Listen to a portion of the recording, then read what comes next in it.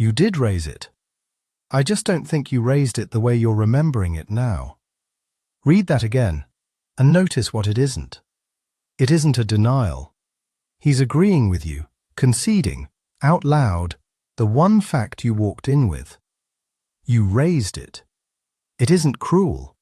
No raised voice, no insult, nothing you could carry into HR and read aloud. Written down, it sounds fair, reasonable, even. A manager being careful. And you will leave that room having lost, without ever being able to say what you lost. You have almost certainly seen gaslighting explained before, and it went something like this. A person denies your reality to your face. I never said that. You're being too sensitive. Something with an edge on it. Something you could point at. That version is real. It is also the relationship version, and it is not the one waiting for you at the office. The office version concedes the fact and disputes the manner. It stays warm. It stays professional. It survives a subject access request. And it works precisely because it sounds like the opposite of what you were watching for. So let's take one conversation apart, one sentence at a time, and by the end you'll know why the thing that happened to you had no moment in it you could point to. Here's the scene, because everything after this comes out of it. Marcus flagged a problem at a project kickoff. 3 weeks wasn't going to be enough. 6 weeks later the project slips. He's in a one-to-one with Paul, his manager, and he says the obvious thing. I did flag this. And Paul says the sentence, now, ask what is gaslighting, and nearly every answer describes a personality flaw. A bad person, doing a bad thing, on purpose. That explanation is comforting, and it is exactly what stops you seeing this. Because in 2026, Neha Popat and Jutin Pandey published a conceptual analysis in Frontiers in Psychology, built on a systematic review of 58 papers spanning 9 fields: sociology, politics, psychology, philosophy, medicine, and more. Almost none of it from organizational research. That absence was the point. It was the gap they were writing into. One question: which features does gaslighting actually require? 2, they concluded. 2 necessary attributes of the behavior: trivialization, the minimizing of someone's concerns, and affliction potential, the capacity to cause distress or harm. Then the part that matters. Hostility is not required. Their paper says it directly. A gaslighter may display none at all, and may use charm instead. Disrespect isn't required either. And nor is provable intent. They treat intent as inherent to gaslighting, but contingent, real, and usually impossible to demonstrate. So identifying the behavior can't be made to depend on it, which dismantles the checklist you've been handed. No hostility, no rudeness, no provable intent.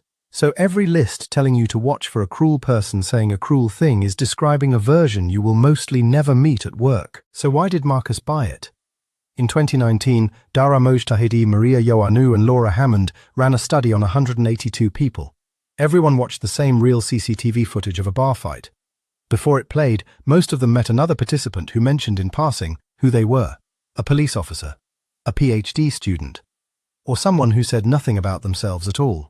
Afterwards, that person fed them a single false detail: the wrong man threw the first punch.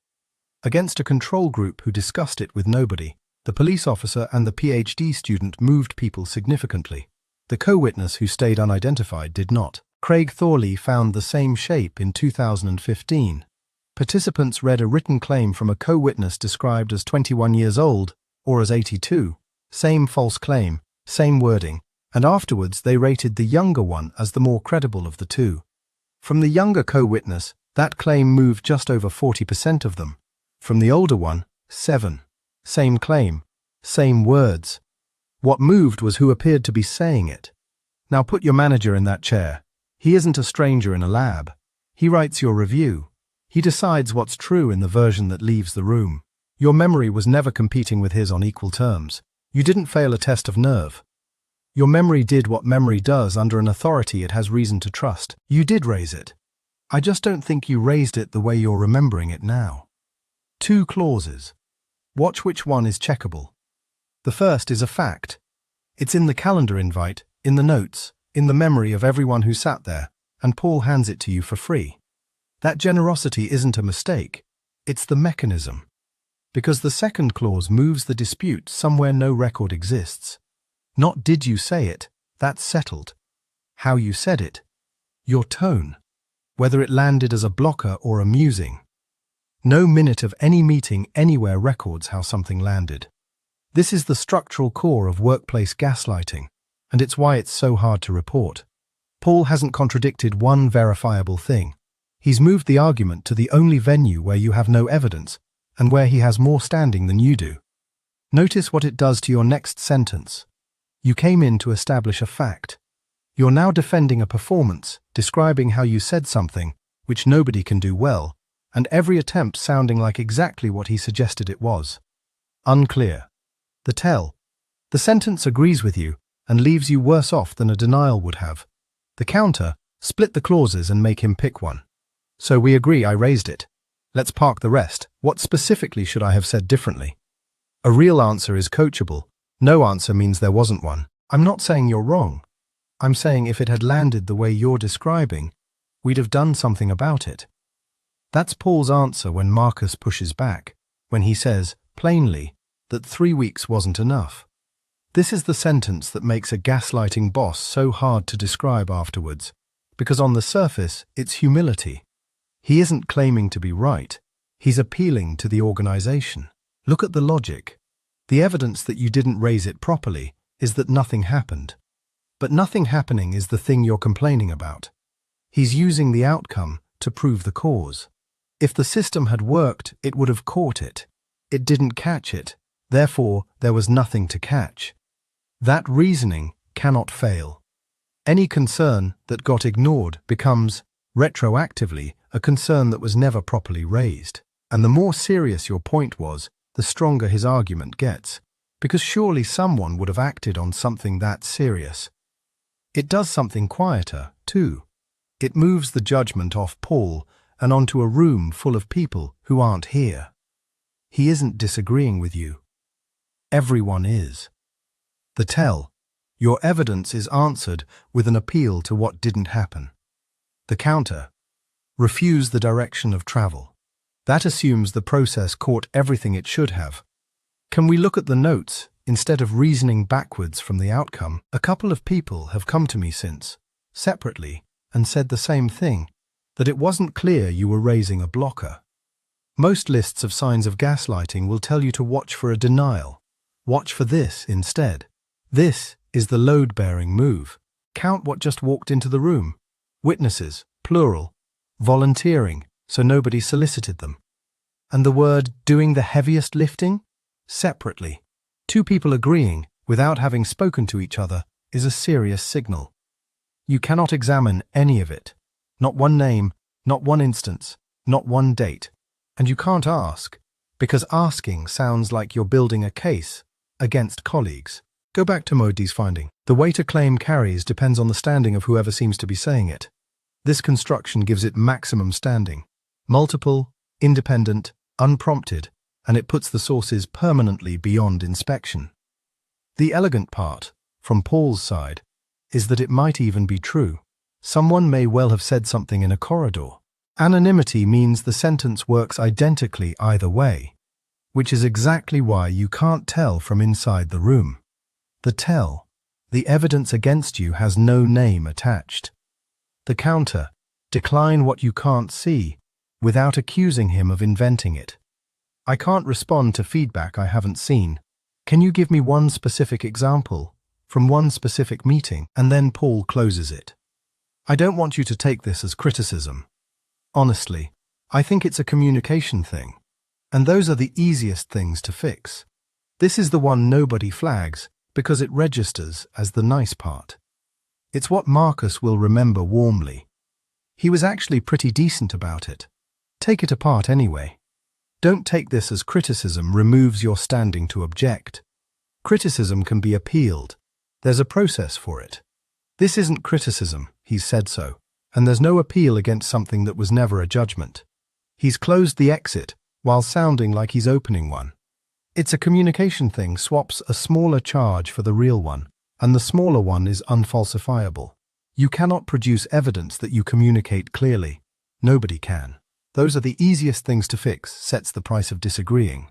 Anyone still arguing is making a large thing out of a small one, precisely the reputation the last 20 minutes has been quietly assembling. And here is where Popat and Panday land again. Trivialization. Not cruelty.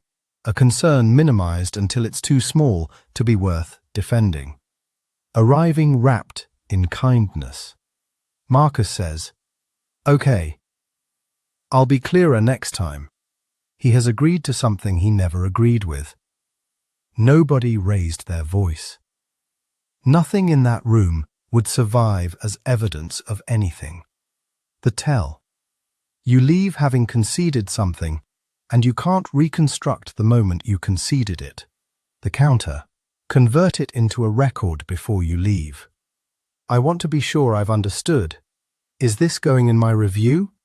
If it is, I'd like to write down what we've agreed and send it over. Now the caveat, and it gets real time rather than a disclaimer at the end, because a video like this one is capable of doing damage. Almost everything in that conversation can also be an ordinary, decent manager having a hard day. Managers do remember meetings differently from you. People do communicate less clearly than they think. Feedback does arrive without a tidy paper trail, and a manager who softens something is usually being kind rather than strategic. Popat and Panday draw this boundary explicitly. Disagreement, critique, or concern grounded in legitimate reasons is not gaslighting. A manager giving you evidence-based feedback that your work fell short of a stated expectation is not gaslighting you. He's managing you, possibly badly, and that's a different problem with a different remedy. The line they draw is this. It becomes gaslighting when concerns are dismissed without explanation or factual basis, and your competence, memory, or grip on events gets called into question in the process. So the test isn't "did that sting?" The test is, was a reason offered, and could I have checked it? One conversation like this is a bad afternoon. What we're describing is a pattern, the same shape, repeatedly, always resolving the same direction, never leaving a record. If you're reaching for this video to explain a single uncomfortable meeting, the honest answer is probably that it was a single uncomfortable meeting. So what actually protects you? Nearly every guide to how to deal with gaslighting ends in the same two places. Document everything and consider leaving. Both are reasonable. Neither is any use to you at 11 in the morning, in the room, while it is happening. Not confidence either. Marcus wasn't unconfident. He walked in holding a fact and lost it anyway. Here's what the memory research suggests instead, and it's oddly specific. In 2014, Hartmut Blank and Céline Launay pulled together 25 studies and 155 effect sizes on one question. If someone is told, after the fact, that misleading information was present, how much of the damage comes back? A lot of it. On average, that warning cut the misinformation effect to less than half its size. It didn't wipe it out, but their own word for the result was surprisingly effective. And there's a follow-on that matters more than the headline. Later work by Philip Hiam Blank and Carlos Luna tested how specific the warning has to be. Being told something here was misleading left the effect standing. Being told this particular thing was misleading removed it, which tells you what the counters in this video are actually for. Not confrontation, not winning the meeting. Naming the specific move, to yourself, while it is happening, that's the intervention with evidence behind it. So, the concession, which grants the fact and moves the fight into your memory. The generous inference, which treats the silence as proof there was nothing to hear. The unnamed corroborators you will never meet. And the kindness clause, which closes the door while sounding like it's holding it open. You don't have to beat any of them in the room. You have to be able to name which one just happened and get one sentence of it into writing before the day ends. That's the whole defense, and it's a much lower bar than being brave. So if you came looking for gaslighting explained, this is the part the definitions leave out. The reason it works on you isn't that you're gullible. It's that gaslighting at work doesn't sound like gaslighting. It sounds like a reasonable man being fair to you. That isn't the exception. That's the design. If this one felt familiar, the next thing worth understanding is what the same manager does when you do pushback, when every decision starts needing his sign-off and the whole thing is framed as support. That's the approval gate, and it's the other half of this.